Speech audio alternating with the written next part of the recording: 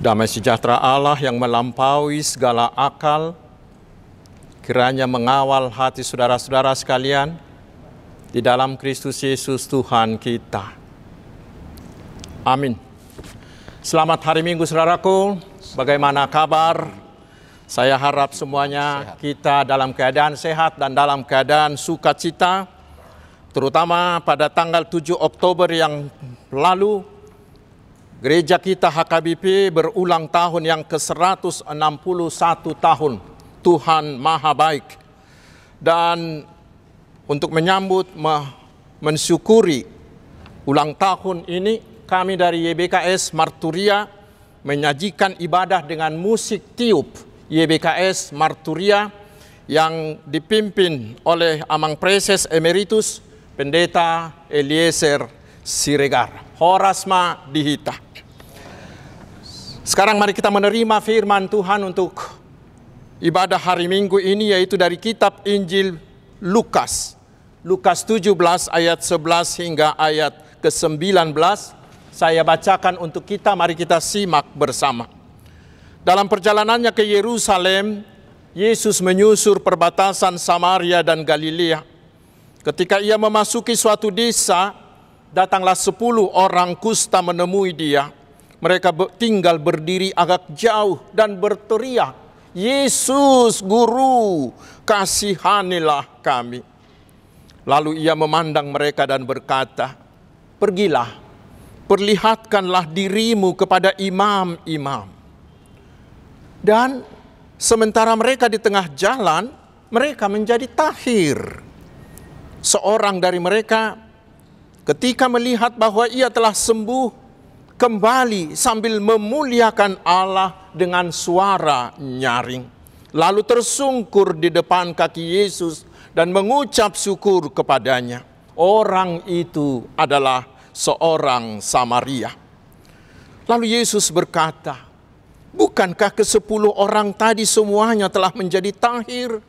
Di manakah yang 9 orang itu? Tidak adakah di antara mereka yang kembali untuk memuliakan Allah selain daripada orang asing ini?" Lalu ia berkata kepada orang itu, "Berdirilah dan pergilah, imanmu telah menyelamatkan engkau." Demikian firman Tuhan. Saudaraku yang dikasihi Tuhan Yesus Kristus, kita tahu bahwa orang Yahudi dengan orang Samaria adalah musuh bebuyutan. Seperti Israel dengan Palestina sekarang. Karena itulah orang Yahudi sangat enggan melintas dari daerah Samaria. Tetapi kita lihat di dalam nats ini, dengan sengaja Yesus melintas dari daerah Samaria. Untuk apa? Ternyata agar dia bisa bertemu dengan 10 orang kusta di sana.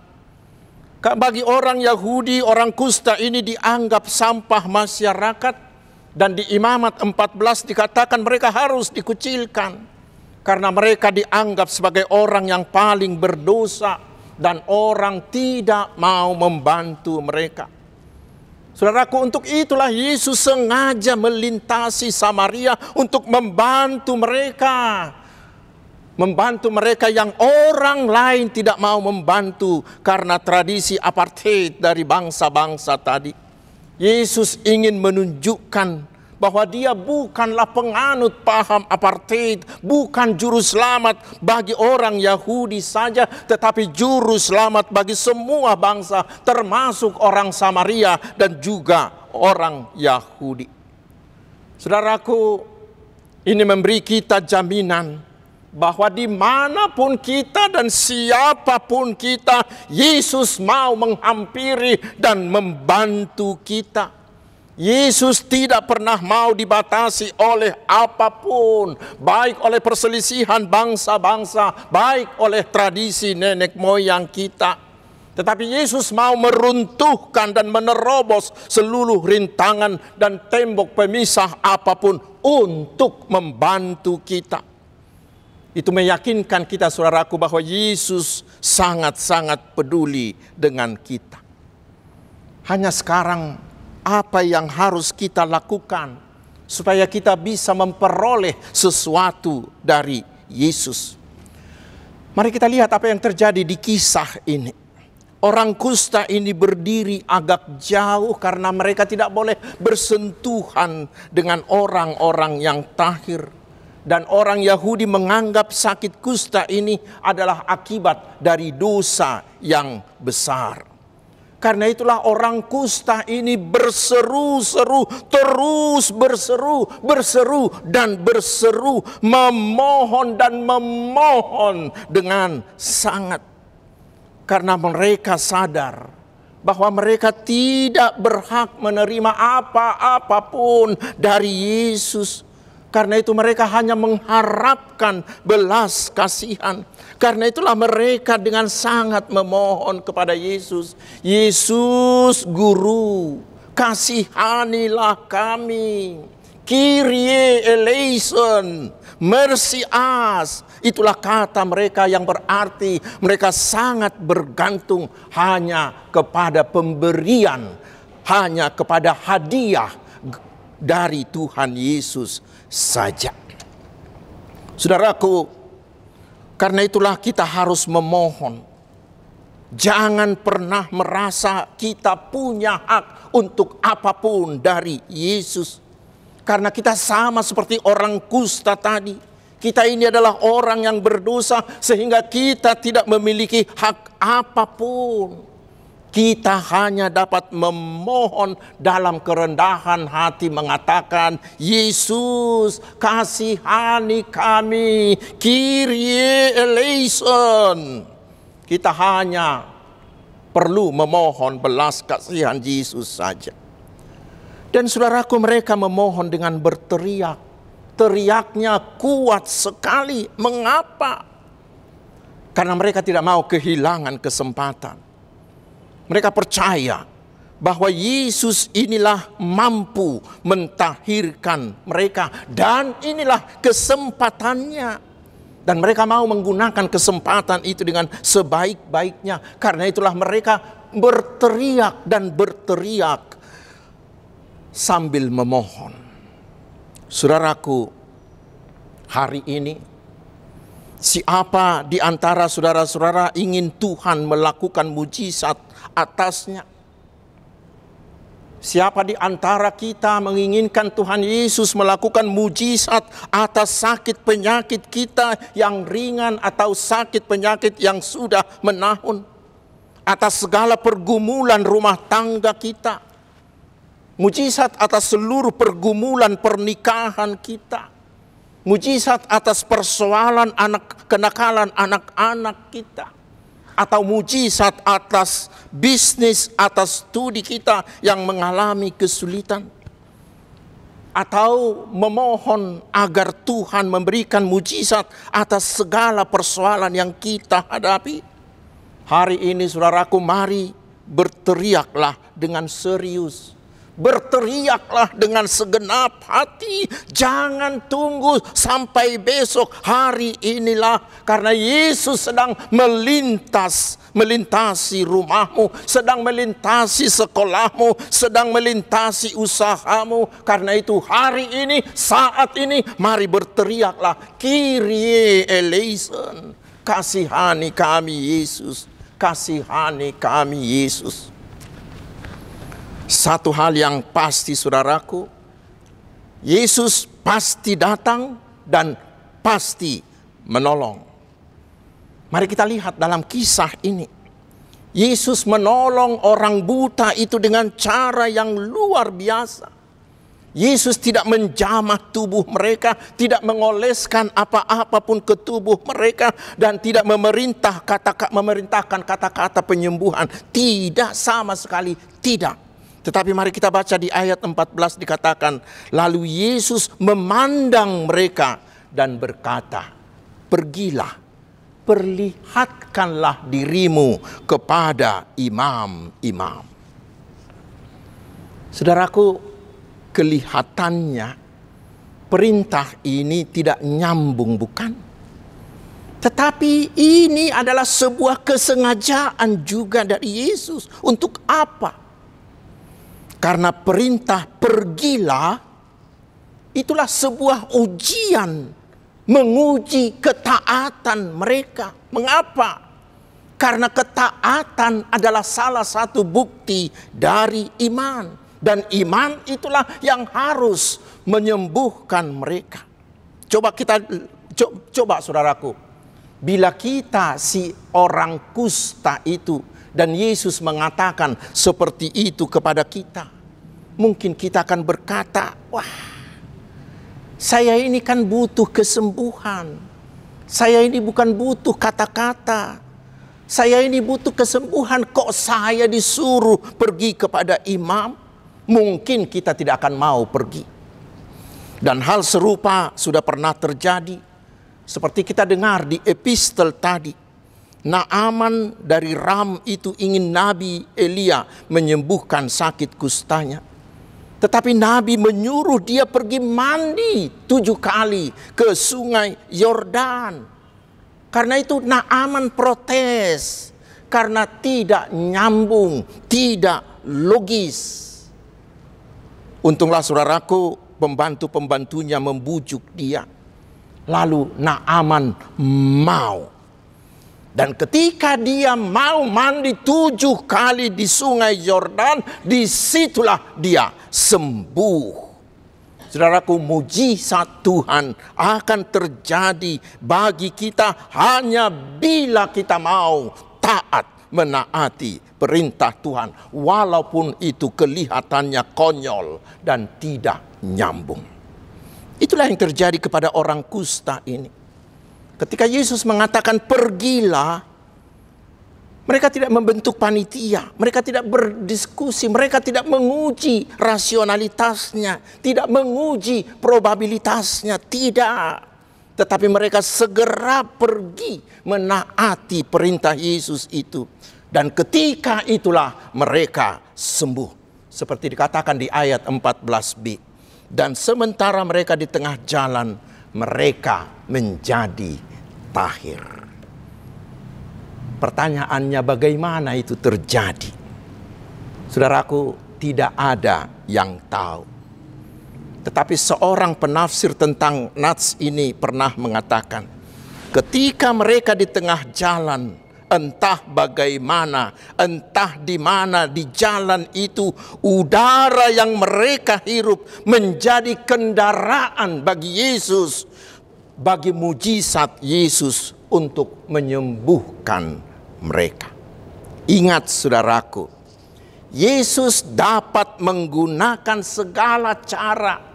Yesus dapat menggunakan media apapun menjadi kendaraannya, menjadi alatnya untuk membawa mujizat-mujizatnya dalam hidup kita. Jangan pernah ragukan itu. Hanya satu hal yang perlu kita lakukan agar kita menerima mujizat itu, yaitu percaya dan taat saja. Lakukan saja apa yang diperintahkan Yesus dan lakukan itu di dalam imanmu. Saya pernah membaca tulisan yang mengatakan seperti ini. Bukan mujizat Tuhan yang langka. Bukan mujizat Tuhan yang mahal atau sulit diperoleh, tidak. Tetapi mungkin ketaatan kita yang langka sebagai bukti iman kita, itu yang perlu diuji. Karena Yesus sanggup melakukan perkara besar bila kita mau taat di dalam iman. Apapun dia sanggup melakukannya. Karena mujizat adalah spesialisasinya. Jangan pernah batasi imanmu untuk menerimanya. Taat saja. Namun saudaraku, setelah kejadian yang mengherankan tersebut, terjadilah juga hal yang menyedihkan. Karena ketika orang buta yang 10 itu telah disembuhkan, ternyata hanya 1 orang yang tahu, yang mau datang untuk mengucap terima kasih kepada Yesus. Dan orang itu adalah seorang Samaria yang selalu dicap sebagai orang kafir. Yang 9 orang lain kita tidak tahu pergi kemana. Saudaraku, itulah ironi kehidupan. Ketika sudah sembuh, banyak orang melupakan atau tidak peduli dengan Dia yang menyembuhkan kita. Ketika kita sudah diberkati, kita sering lupa akan Dia, akan Allah si pemberi berkat itu. Benar saudaraku, mereka disuruh pergi kepada imam, karena imamlah yang berhak memberi mereka sertifikat ketahiran. Sehingga ketika mereka sudah sembuh, maka si 9 orang itu lebih mementingkan pergi mencari sertifikat itu ketimbang mengucap syukur kepada Yesus. Atau mungkin setelah mereka sembuh di tengah jalan itu, mereka sibuk dengan kesembuhannya. Dan mereka mungkin asik berpesta ria, merayakan kesembuhannya. Sehingga mereka melupakan Tuhan, si pemberi kesembuhan itu. Saudaraku, bila kita jujur, bukankah banyak orang bersikap seperti itu? Ketika kita diberkati dengan anak yang lahir di rumah kita, ketika anak kita dibaptis menjadi anak Tuhan, ketika anak kita naik sidi menjadi orang dewasa dalam iman, ketika anak kita menikah, coba hitung saudaraku, siapa yang lebih kita hormati atau kita ucapkan syukur? Kepada Tuhankah? Atau kepada famili kita dengan membuat pesta, panggil sanak saudara dan berpesta ria? Tetapi jujur dulu, apa yang kita syukurkan kepada Tuhan dalam peristiwa-peristiwa itu? Dan bukankah banyak orang yang melupakan Tuhan setelah dia menerima berkat Tuhan? Bahkan tidak sedikit orang yang menghinakan Tuhan dengan berkat-berkat yang dia terima. Coba lihat, setelah mereka diberi jabatan, lalu mereka korupsi. Mereka menyalahgunakan jabatannya untuk memperkaya diri dan mengambil hak orang miskin yang seharusnya dia bantu dengan jabatannya. Yang lain setelah dia kaya, dia bukan menambah imannya, tetapi justru menambah istrinya. Dan tidak sedikit menjadi orang pembunuh yang kejam dan lain-lain. Saudaraku, Calvin, bapak gereja, pernah mengatakan begini. Mengapa si 9 orang ini tidak datang mengucap terima kasih? Mengapa? Yaitu karena mereka melupakan siapa mereka sebelumnya. Mereka tidak tahu mengucap terima kasih karena mereka tidak mengenal siapa mereka sebelumnya. Mereka sudah seperti kacang yang sudah lupa akan kulitnya, atau seperti malin kundang. Sehingga seorang penafsir lain mengatakan bahwa si 9 orang ini adalah orang yang terus-menerus meminta dan meminta tanpa henti. Sehingga Tuhan memberi mereka yang mereka minta. Tetapi sesudah diberi, mereka tidak tahu mengucap terima kasih. Saudaraku, Nats hari ini adalah sebuah kritikan dan peringatan keras bagi kita, agar kita jangan lupa mengucap terima kasih. Bila kita baca di 2 Timotius 3 ayat 2, dikatakan bahwa tidak mengucap terima kasih itu adalah sikap orang yang akan tidak disenangi oleh Allah. Tetapi kita diajak supaya kita menjadi orang yang tahu mengucap terima kasih. Bukan hanya ketika kita sembuh, tetapi juga ketika sakit. Karena di 1 Tesalonika 5 ayat 18 dikatakan, mengucap syukurlah atas segala hal. Mengapa ini perlu, saudaraku? Mari kita lihat, mari kita coba lihat apa yang terjadi kemudian pada orang yang tahu mengucap terima kasih itu. Kita baca di ayat 9. Kepada orang Samaria yang tahu mengucap terima kasih itu, Yesus berkata, berdirilah dan pergilah, imanmu telah menyelamatkan engkau. Apa arti perkataan itu, saudaraku? itu hanya diterima oleh yang satu orang itu, tidak diterima oleh yang 9 orang itu. Apa artinya? Artinya yang 9 orang itu yang tidak tahu berterima kasih itu, mereka hanyalah menerima kesembuhan tubuhnya, kesembuhan jasmaninya saja. Tetapi orang Samaria yang tahu mengucap terima kasih ini, dia menerima kesembuhan tubuhnya, tetapi juga kesembuhan jiwanya. Karena imannya telah menyelamatkan dia. Dia bukan hanya menerima hal-hal yang jasmani, tetapi kelak dia akan turut bersama-sama dengan Yesus di dalam kehidupan kekal. Karena dia sudah menjadi seorang yang percaya, yang diselamatkan. Karena itu saudaraku, ingatlah, mujizat Tuhan akan kita alami bila kita mau menaati perintah Tuhan di dalam iman. Tetapi ingat, bila kita sudah menerimanya, mengucap syukurlah kepada Allah agar iman kita menyelamatkan kita. Tuhan Yesus memberkati. Mari kita berdoa.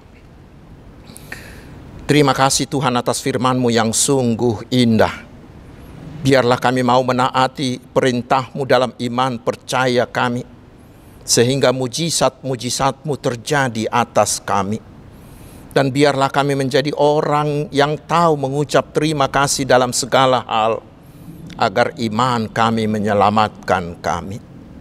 Ya Tuhan yang maha baik, berilah kami hikmat-Mu, sehingga kami bisa menghadapi segala bentuk dan keadaan kehidupan, terutama di masa-masa sulit, sehingga kami bisa tetap tenang dan selalu penuh ucapan syukur. Karena kami percaya Tuhan akan mencukupkan segala kebutuhan kami, akan menyembuhkan segala penyakit dan kekurangan kami, dan akan menguatkan kami menghadapi segala penderitaan dan pergumulan hidup. Ya Tuhan, berilah hikmat-Mu bagi semua orang tua, agar semakin berhikmat mendidik anak-anaknya sejak dini, menjadi anak yang saleh, yang takut akan Tuhan, dan yang setia mengikut Tuhan Yesus. Berilah jodoh kepada anak kami yang sudah waktunya menikah. Berilah kelancaran bagi mereka yang sudah berencana menikah. Berilah kelahiran anak bagi keluarga yang sudah lama menunggu. Dan bantulah kami menggapai cita-cita kami yang sesuai kehendak-Mu. Terima kasih Bapa yang maha mulia, agung nama-Mu kekal selama-lamanya. Hanya Engkaulah andalan kami. Di dalam nama Tuhan Yesus Kristus kami berdoa. Amin.